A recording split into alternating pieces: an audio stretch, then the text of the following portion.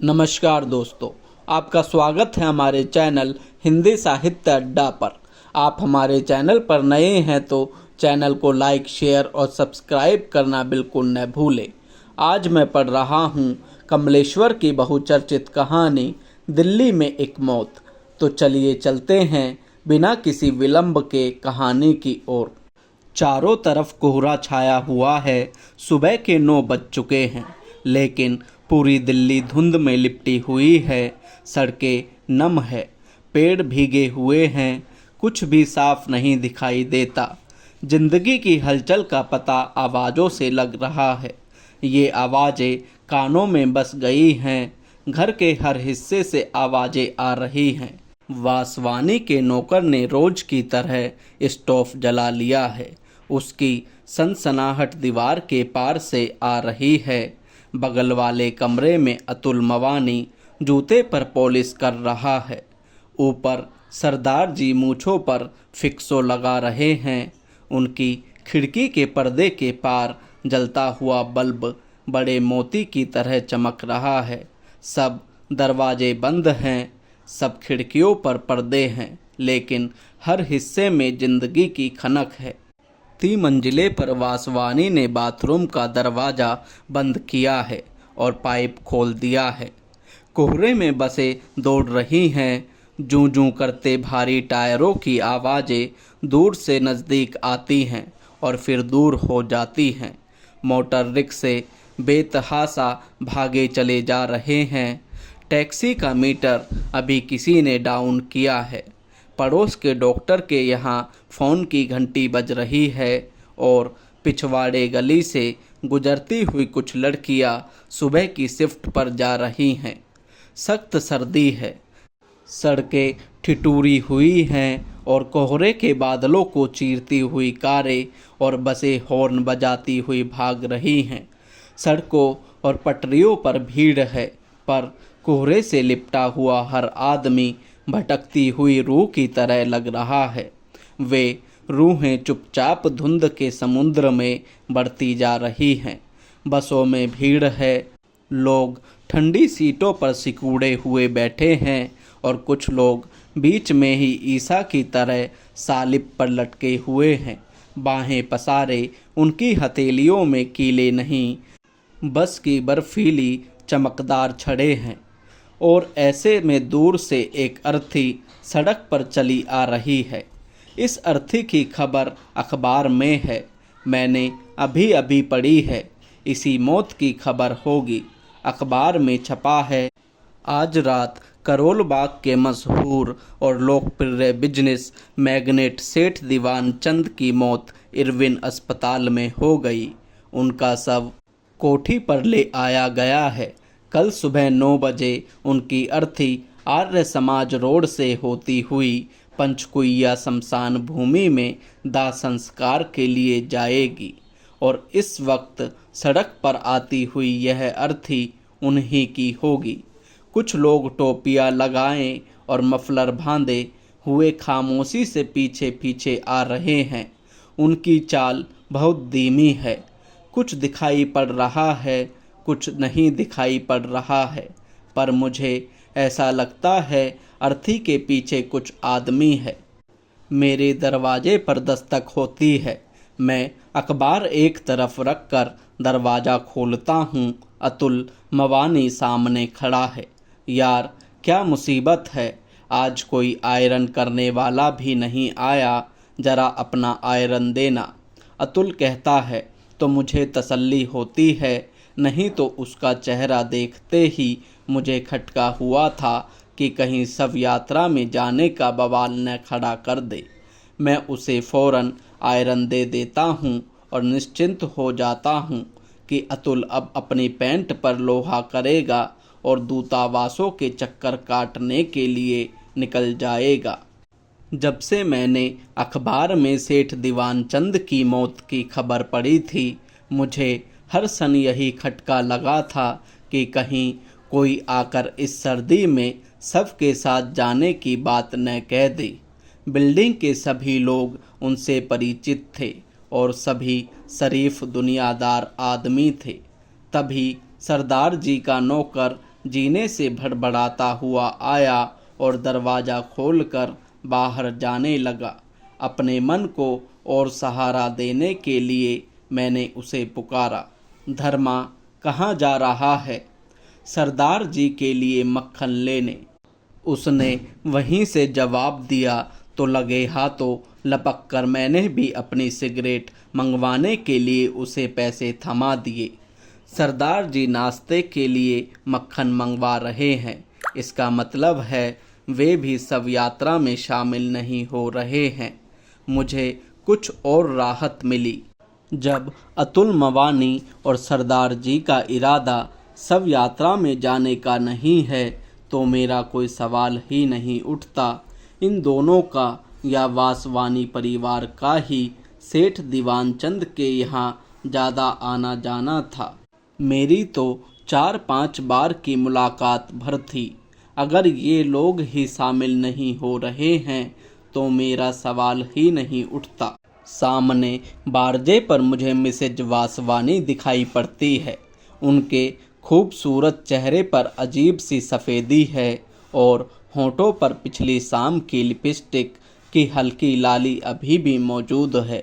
Gown पहने हुए ही वह निकली हैं और अपना जूड़ा बांध रही हैं। उनकी आवाज़ सुनाई पड़ती है, डार्लिंग ज़रा मुझे पेस्ट देना प्लीज़। मुझे और राहत मिलती है।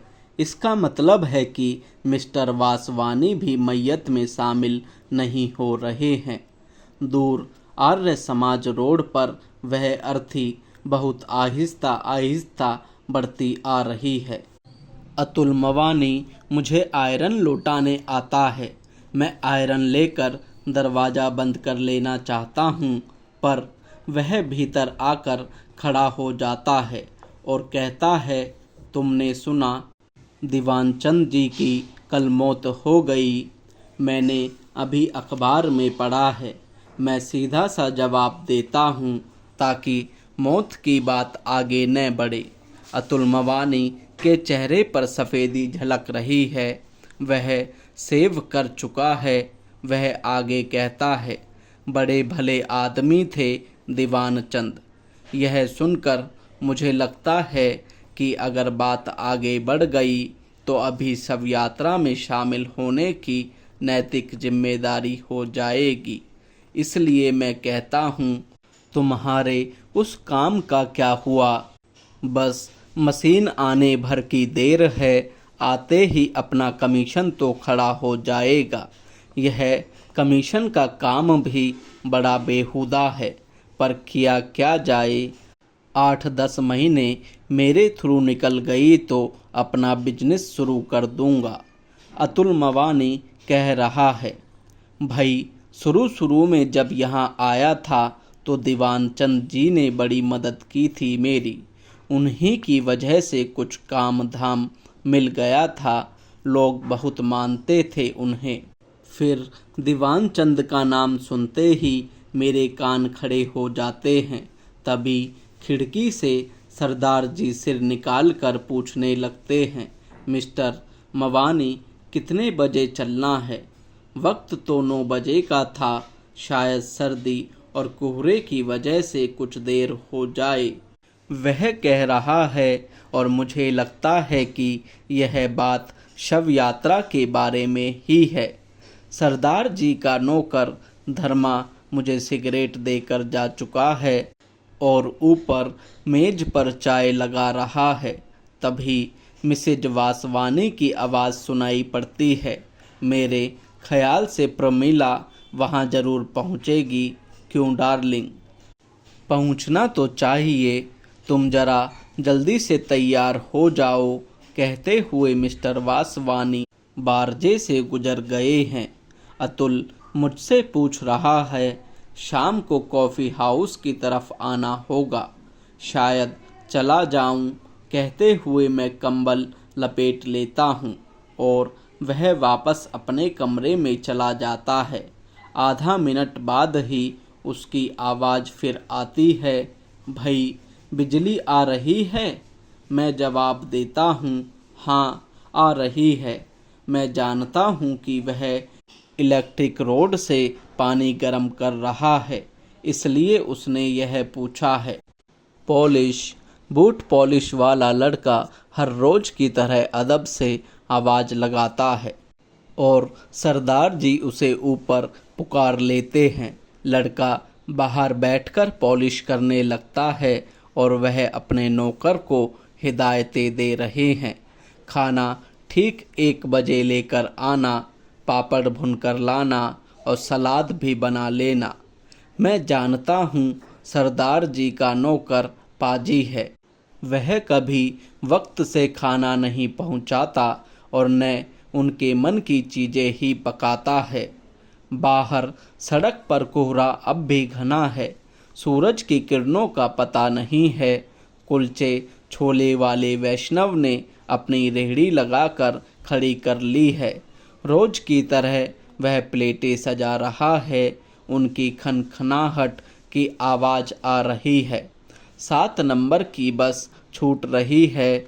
सूलियों पर लटके ईसा उसमें चले जा रहे हैं और क्यू में खड़े और लोगों को कंडक्टर पेशगी टिकट बांट रहा है। हर बार जब भी वह पैसे वापस करता है तो रेजगारी की खनक यहाँ तक आती है। धुंध में लिपटी रूहों के बीच काली वर्दी वाला कंडक्टर शैतान की तरह लग रहा है और अर्थी अब कुछ और पास आ गई है। नीली साड़ी पहन लूं, मिसेज वासवानी पूछ रही है। वासवानी के जवाब देने की गुटी गुटी आवाज़ से लग रहा है कि वह टाई की नॉट ठीक कर रहा है। सरदार जी के नौकर ने उनका सूट ब्रश से साफ करके हैंगर पर लटका दिया है और सरदार जी शीशे के सामने खड़े पगड़ी बांध रहे हैं। अतुल मवानी फिर मेरे सामने से निकला है। पोर्टफोलियो उसके हाथ में है। पिछले महीने बनवाया हुआ सूट उसने पहन रखा है। उसके चेहरे पर ताजगी है और जूतों पर चमक। आते ही वह मुझसे पूछता है, तुम नहीं चल रहे हो? और जब तक मैं पूछूं कि कहाँ चलने को वह पूछ रहा है कि वह सरदार जी को आवाज़ लगाता है, आइए सरदार जी, अब देर हो रही है, 10 बज चुका है। 2 मिनट बाद ही सरदार जी तैयार होकर नीचे आते हैं कि वासवानी ऊपर से ही मवानी का सूट देखकर पूछता है, ये सूट किधर सिलवाया? उधर खान मार्केट में, बहुत अच्छा सिला है, टेलर का पता हमें भी देना। फिर वह अपनी मिसेज को पुकारता है, अब आ जाओ डियर। अच्छा, मैं नीचे खड़ा हूँ, तुम आओ। कहता हुआ वह भी मवानी और सरदार जी के पास आ जाता है और सूट को हाथ लगाते हुए पूछता है, लाइनिंग इंडियन है? इंग्लिश बहुत अच्छा फिटिंग है। कहते हुए वह टेलर का पता डायरी में नोट करता है। मिसेज वासवानी बारजे पर दिखाई पड़ती है। नम और सर्द सुबह में उनका रूप और भी निखर आया है। सरदार जी धीरे से मवानी को आंख का इशारा करके सीटी बजाने लगते हैं। अर्थी अब सड़क पर ठीक मेरे कमरे के नीचे है। उसके साथ कुछ एक आदमी है। 1-2 कारें भी हैं जो धीरे धीरे रेंग रही है। लोग बातों में मशगूल हैं। मिसेज वासवानी जूड़े से फूल लगाते हुए नीचे उतरती है तो सरदार जी अपनी जेब का रुमाल ठीक करने लगते हैं और इससे पहले कि वे लोग बाहर जाएं, वासवानी मुझसे पूछता है, आप नहीं चल रहे? आप चलिए, मैं आ रहा हूँ। मैं कहता हूँ, पर दूसरे ही क्षण मुझे लगता है कि उसने मुझसे कहाँ चलने को कहा है। मैं अभी खड़ा सोच ही रहा हूँ कि वे चारों घर के बाहर हो जाते हैं। अर्थी कुछ और आगे निकल गई है। एक कार पीछे से आती है और अर्थी के पास धीमी होती है। चलाने वाले साहब शव यात्रा में पैदल चलने वाले एक आदमी से कुछ बातें करते हैं और कार सर्र से आगे बढ़ जाती है। अर्थी के साथ पीछे जाने वाली दोनों कारें भी उसी कार के पीछे सरसराती हुई चली जाती है। मिसेज वासवानी और वे तीनों लोग टैक्सी स्टैंड की ओर जा रहे हैं। मैं उन्हें देखता रहता हूँ। मिसेज वासवानी ने फर कॉलर डाल रखा है और शायद सरदार जी अपने चमड़े के दास्ताने उन्हें दे रहे हैं या दिखा रहे हैं। टैक्सी ड्राइवर आगे बढ़कर दरवाज़ा खोलता है और वे चारों टैक्सी में बैठ जाते हैं। अब टैक्सी इधर ही आ रही है और उसमें से खिलखिलाने की आवाज़ मुझे सुनाई पड़ रही है। वासवानी आगे सड़क पर जाता अर्थी की ओर इशारा करते हुए ड्राइवर को कुछ बता रहा है। मैं चुपचाप खड़ा सब देख रहा हूँ और अब न जाने क्यों मुझे मन में लग रहा है कि दीवान चंद की शव यात्रा में कम से कम मुझे तो शामिल हो ही जाना चाहिए था। उनके लड़के से मेरी खासी जान पहचान है और ऐसे मौके पर तो दुश्मन का साथ भी दिया जाता है।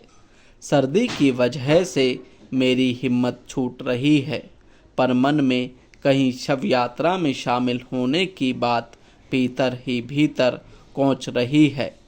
उन चारों की टैक्सी अर्थी के पास धीमी होती है। मवानी गर्दन निकाल कर कुछ कहता है और दाहिने से रास्ता काटते हुए टैक्सी आगे बढ़ जाती है। मुझे धक्का सा लगता है और मैं ओवरकोट पहनकर चप्पलें डालकर नीचे उतर आता हूँ। मुझे मेरे कदम अपने आप अर्थी के पास पहुँचा देते हैं और मैं चुपचाप उसके पीछे पीछे चलने लगता हूँ। 4 आदमी कंधा दिए हुए हैं और 7 आदमी साथ चल रहे हैं। 7वां मैं ही हूँ और मैं सोच रहा हूँ कि आदमी के मरते ही कितना फ़र्क पड़ जाता है। पिछले साल ही दीवान चंद ने अपनी लड़की की शादी की थी तो हजारों की भीड़ थी। कोठी के बाहर कारों की लाइन लगी हुई थी। मैं अर्थी के साथ साथ लिंक रोड पर पहुंच चुका हूं। अगले मोड़ पर ही पंचकुइयां शमशान भूमि है और जैसे ही अर्थी मोड़ पर घूमती है, लोगों की भीड़ और कारों की कतार मुझे दिखाई देने लगती है। कुछ स्कूटर भी खड़े हैं। औरतों की भीड़ एक तरफ खड़ी है। उनकी बातों की ऊंची ध्वनियाँ सुनाई पड़ रही है। उनके खड़े होने में वही लचक है जो कनॉट प्लेस में दिखाई पड़ती है। सभी के जूड़ों के स्टाइल अलग अलग हैं। मर्दों की भीड़ से सिगरेट का धुआं उठ उठ कर कोहरे में घुला जा रहा है और बात करती हुई औरतों के लाल लाल होंठ और सफ़ेद दांत चमक रहे हैं और उनकी आंखों में एक गरूर है। अर्थी को बाहर बने चबूतरे पर रख दिया गया है। अब खामोशी छा गई है। इधर उधर बिखरी हुई भीड़ सब के इर्द गिर्द जमा हो गई है और कारों के सोफर हाथों में फूलों के गुलदस्ते और मालाएं लिए अपनी मालकिनों की नज़रों का इंतज़ार कर रहे हैं। मेरी नज़र वासवानी पर पड़ती है। वह अपनी मिसेज को आँख के इशारे से सबके पास जाने को कह रहा है और वह है कि एक औरत के साथ खड़ी बात कर रही है।